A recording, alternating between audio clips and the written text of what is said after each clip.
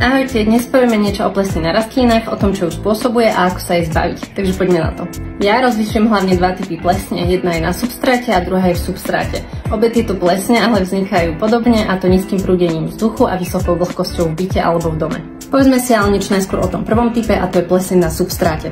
Táto pleseň sa v byte alebo teda v tom mieste, kde máte rastliny, vyskytuje z toho dôvodu, že je tam vyššia vlhkosť a nižšie prúdenie vzduchu. Pleseň na povrchu myslím naozaj to, že sa nachádza na vrchu substrátu, teda ju vidíte voľným okom. Zbavíte sa aj tak, že substrátu doprajete vyššiu cirkuláciu vzduchu a teda zalievku upravíte podľa ročného obdobia. V zime teda budete polievať menej, pretože substrát pomalšie preschýňa, a v lete zase budete polievať viac. Pokiaľ sa vám už pleseň na povrchu substrátu vytvorila, môžete spraviť viacero vecí. Pleseň v prvom rade odstránite nejakou lyžičkou alebo čímkoľvek. Na to, aby ste jej predišli, môžete rastlinu napríklad začať zalievať od spodu, čím sa vyhnete premokreniu vrchnej časti a zalievka bude prichádzať od spodu od korienkov. Druhá vec, ktorú môžete v zime pravidelne robiť, je prekyprovanie pôdy. Môžete tak robiť šparátkom, vidličkou alebo čímkoľvek aj prstom. Do substrátu sa tak dostane viacej vzduchu, tým pádom obmedzíte tvorenie plesní. Potom existuje aj rôzne babské rady, ako napríklad povrch substrátu posypať škoricou, no toto nemám overené. Za mňa určite teda pomáha prekyprenie pôdy a upravenie zálievky.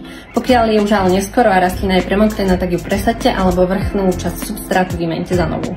Druhý typ plesne je pleseň v substráte. Táto pleseň sa tvorí v okolí koreňov, na substráte alebo teda priamo na koreňoch, čo môže viesť až k hnilobe koreňov. Za toto môže opäť nízka cirkulácia vzduchu a pomôže úprava zálievky. No druhá vec, ktorá môže byť na vine, je to, že ste zvolili pre rastlinu príliš hutný substrát. Napríklad aroidy majú radi priezdušný substrát, čo dosiahnete tak, že do klasického substrátu z obchodu, nejaký univerzálny, pridajte tam nejaké aditíva, čo je napríklad perlit, keramzit, piniová kôra. Čokoľvek, čo substrát prevzdušní a odľahčí. Rastlina k životu potrebuje len dve veci, a to je vzduch a voda. Aj to je dôvod, prečo sa rastlinám darí napríklad v semihydropónii alebo len čisto v hydropónii, pretože rastlina na svoj život nepotrebuje pevné médium. Potrebuje proste len tie dve veci. Ak rastline nedoprajete dostatok vzduchu a dostatočnú zálievku, nebude sa jej proste dariť. K čomu ale prispievajú ďalšie veci, ako napríklad umiestnenie rastliny, to však záleží už od konkrétneho typu rastliny. No ale aby som to na záver zhrnula, tak oboch typov plesní sa zbavíte tak, že rastline upravíte zálievku a doprajete jej vyššiu cirkuláciu vzduchu.